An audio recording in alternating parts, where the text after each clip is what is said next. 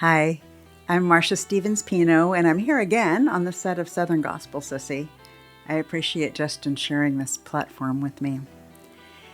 The song that I'm sharing today is one that I wrote long ago, but it took me 4 years to write, and it is biographical.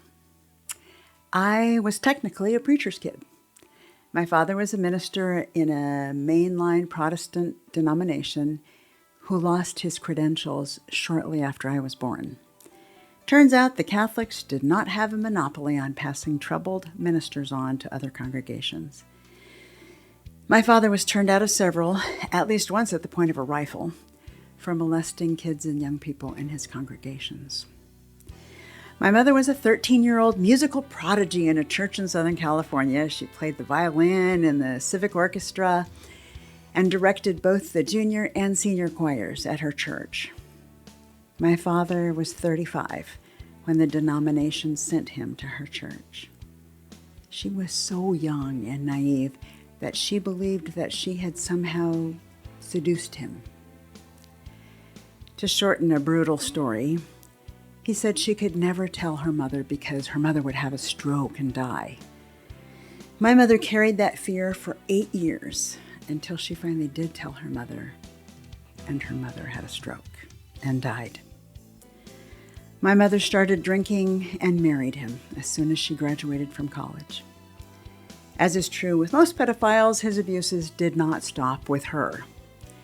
In the 50s and 60s, there was so little social support for escaping child abuse, let alone healing it.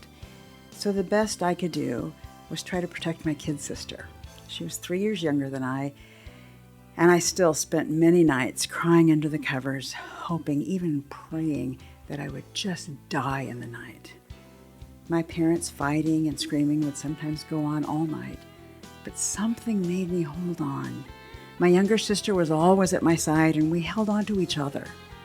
When I finally became a Christian and had my first very real encounter with Jesus, after praying for him to come into my heart, I thought, wait, that was you. I recognized that presence. When I tried to write this song, I would get bogged down with pain and difficult perspectives and old memories until I shared it with a friend, and he said, when I do healing exercises for children after their parents divorce, one of the things we do is go to a pottery shop, get a small piece of pottery that the child feels represents them, put it in a paper bag, and smash it. Then they have all afternoon to do something beautiful with the broken pieces. Some of them make a mosaic or try to replace the original piece. There's only one rule. You have to use every piece.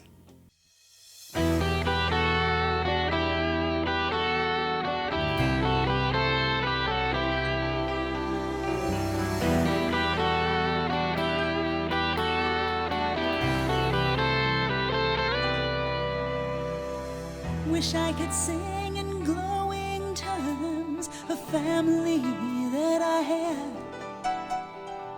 My mother led the choir and the preacher was my dad. But other people never saw what went on as I slept. And all I know for certain is Jesus wept.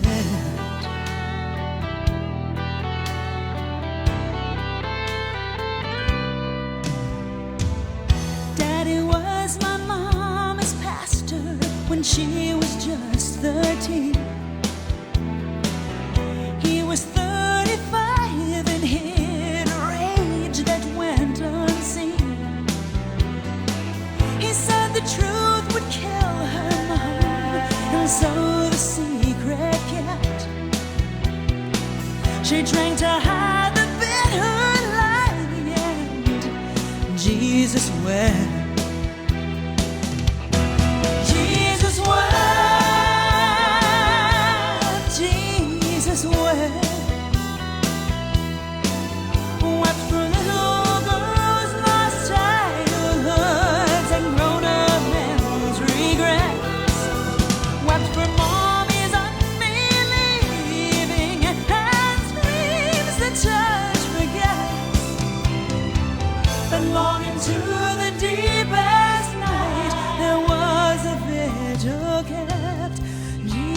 saw and Jesus knew, and Jesus wept.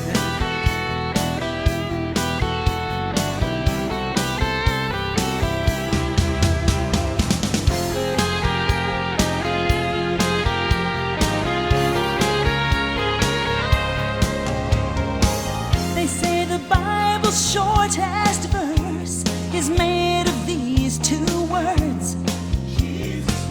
It isn't Jesus saves, or Jesus heals, or Jesus heard.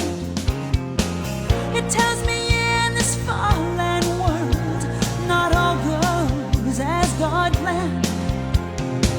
It helps my broken heart to know Christ understands.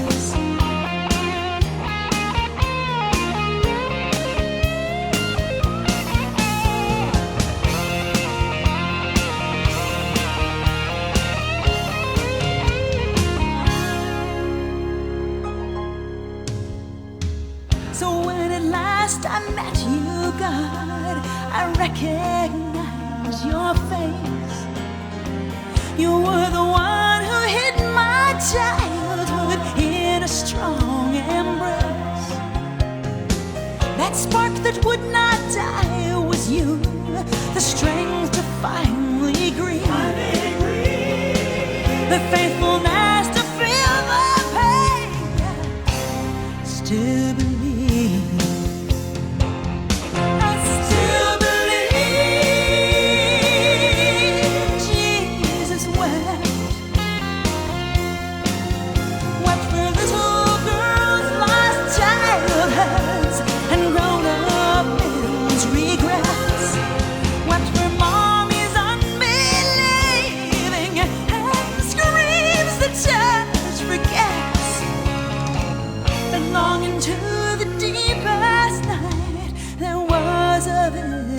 Kept Jesus